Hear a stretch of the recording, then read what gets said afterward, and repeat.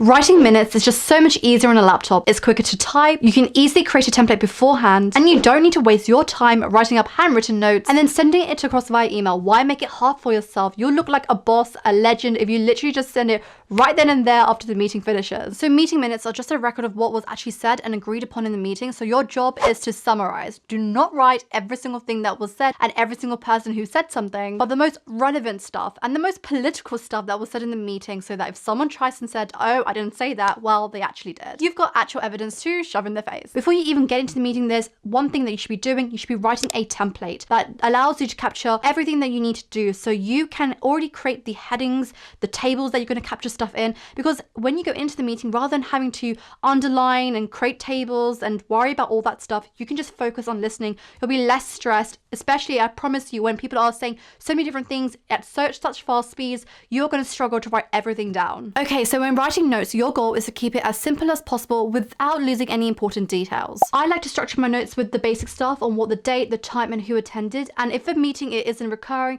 then I would really highly stress you write down the roles of who the people are in the meeting, because you know you will forget a name, and what's more important than the name is their role and the part of the business they're representing. The next thing you want to do is capture the purpose and the objective of the meeting, and I think you can do this even before you step into the meeting room. Having it written as you go through the meeting also allows you to kind of check with yourself, did we cover everything? And if you didn't, you can voice this and ask your manager if it needs to be covered now or if it can be covered in another meeting. Sometimes even your managers forget what they need to talk about. Trust me, it has happened to me as well. So obviously you want to capture what was actually said, and whilst you're writing the key points, also include any questions and answers. So rather Kate said this, then Dave said this, group it under the titles of the meeting agenda. So essentially project plan, project budget, project resources, for instance.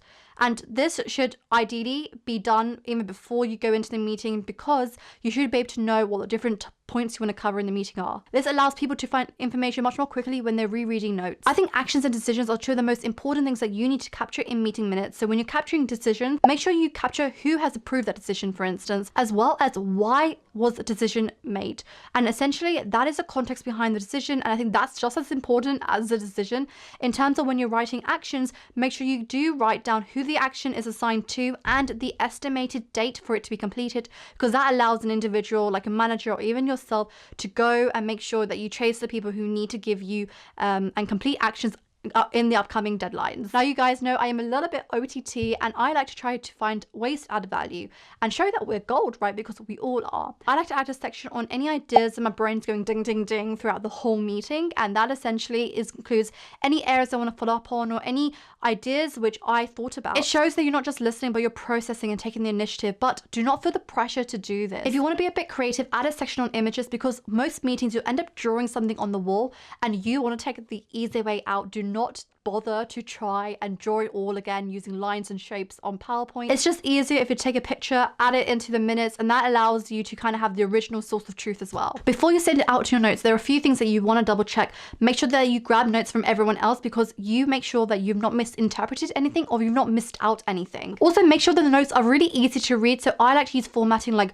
bold for key decisions or key actions that need to be done, so people's eyes get initially drawn to that important stuff first. Sometimes these meetings are passed on to really senior clients or really senior members in your team and who couldn't make the meeting, so just to impress them, you want to make sure that you proofread every single thing. Taking meeting minutes is definitely different to taking meeting notes, and if you want to see how I take meeting minutes, check it out here. It is slightly OTT, it definitely is, I know, but I hope you like this video, and I will see you next week. Bye.